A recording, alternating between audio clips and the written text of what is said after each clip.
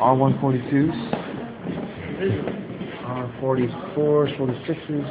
None of the current trains in use are on display here. Obviously. But I'll go through a quick history. They should put some slants here. They were displayed here before they were retired. Just like R32s were displayed here very recently. They changed How it? can you tell the difference? Because R44 has the glass, R46 doesn't. Glass? You know the glass on, those glass cones on the side, safety glass on those on R44s? Oh yeah, the safety glass panels like inside the side of the seat. Okay, let's see. R42, the more modern version of the R40.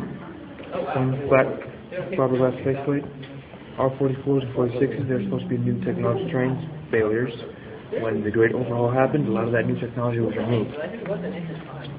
The R46s, actually, because both those cars were such failures, MTA sued and put out of business both companies. The St. Louis car companies, which MTA relied on very heavily, They overhauled. they put them out of business. Oh wow. The Pullman Car Company, the only time the MTA went to the Pullman Car Company was for the R46 contract. Pullman cars made railroad cars. Standard coaches pulled and pushed by diesel for passengers. Yes. They never made a subway car before. So when they did that, they put untested trucks on those R46s. That's horrible. So when they started running, they started cracking under pressure. One more reason to take them out of service, run them in rush hours only, and use the R16s even longer. Which is horrible. Yeah. What kind of trucks were these actually? Whatever it is, really, stop doing that. Never mind. And, let's see now. R68. After the R44s and 46s, great technology failure, they went back to basics. The R62s, the first small IRT car made ever since the World's Fair. Made in 1983 to 87. Last cars before that were made in 64. Very long time gap. Again, stainless fiberglass end caps, and basic technology. Parts were interchangeable with these red ones for maximum compatibility and money savings. Same thing with the R68, the big version of the R62 for the B division line, the letter lines. Basic technology back to business until they finally got it right. The R110A and 110B.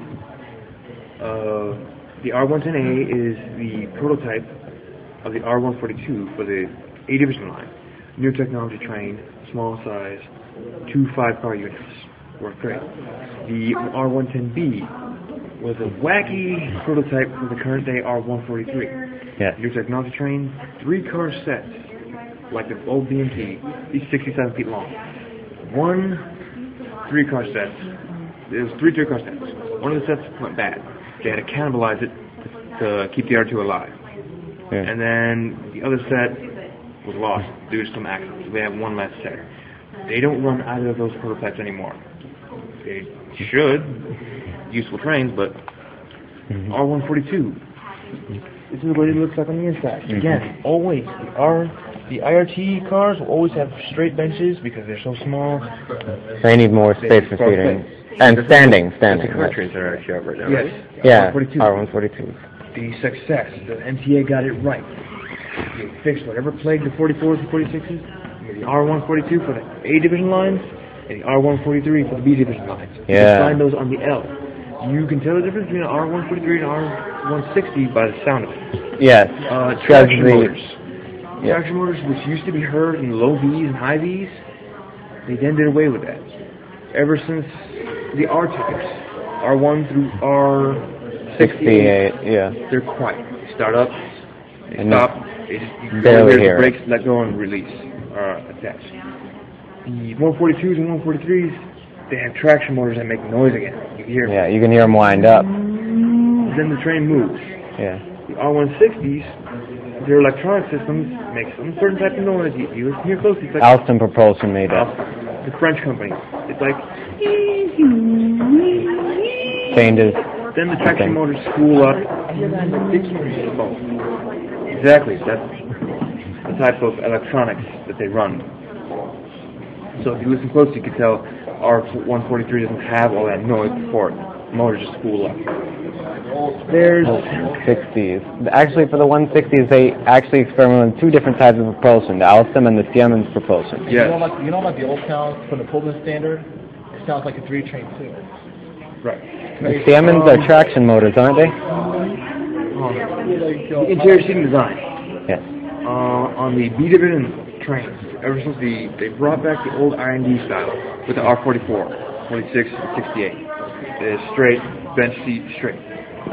That wasn't, the public doesn't like that. So to fit more people, they brought back the long bench style seating in both the IRT and the B&T I&D style cars. And they haven't made another IND style since. Currently, the MTA is going through another Redbird era. For the next 20 or so years, all cars are going to look the same. Mm-hmm. The R142 successor, the R179 is going to look just like it. And it'll be on the 7 line to replace the current R62 set. Ah, yes, yes. The R143, after that was built, the R160 looks just like it. Just like it, So almost. So will the R188. That's the next one? The next car to be built, it's going to replace the 32s and the 42s. So that's going to be both. Yes. Those cars are way Now, out of the date. R160s are made in two types. Ever since the R44s, the B division cars were 75 feet long. It saves money. Less cars on the train. You only have 8 cars, less cars, less maintenance. Yeah. Also, less cabs, less electronics. But some lines are still too tight for 75-foot cars. Mm-hmm. So, for the first time since the R44s, the R160s were built both in 75-feet cars and 60-foot cars. So you got 8-car trains and 10-car trains rolling around. The R188s will be built in 10-car trains, 60 So feet long. 60s, yeah. Yeah. So that's the cars coming up. Those are almost all the cars of the Sydney subway system. I could go That's through good. each one by one, but Yeah, they're pretty much the Yeah. same. every couple of years they make an advance. I do like the, Just like the 44s and 46s were based off these Long Island Railroad's first MUs, reverse engineering. The new Long Island Railroads, Metro North Railroads, M8 commuter cars are the railroad version of the R143 and 160. that makes When you see those, they have the same black faceplate Mm-hmm. and this new technology.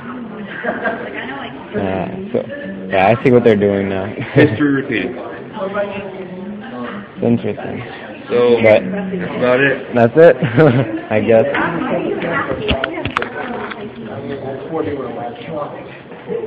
Yeah, like I Yeah, the roll signs. These are regular, they put electronic, just like that 32, 38, and regular signs, they put electronic. You learn a lot. Yeah, I wonder why they did it, but It was Well, you're not really retaining any of it, are you? That's why. Oh yeah. I don't retain much anymore. Because I'm old enough. With the exception of the old buses that we couldn't see. They're GM closed off up there, yeah. The Fayetteville bus. The GM New Look, which is actually fishbowl type 60s, like a bus in speed. And the GM RTS, it's like a round bubble bus. The New Look did not kneel. It did not allow handicapped access. Oh.